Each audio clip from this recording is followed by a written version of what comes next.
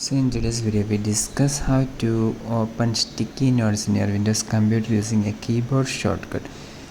So if the sticky note is in your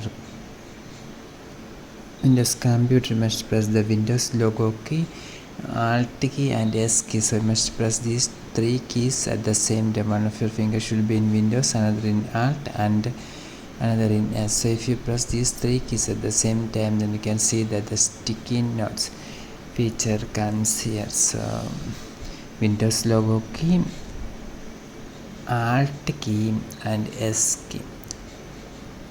Let's press these three keys at the same time, and you can see this is the shortcut, that is Windows Win Alt S. This is the quickly access the new sticky note app, sticky notes app. You can easily take out the notes or screenshot after signing in to your Microsoft account.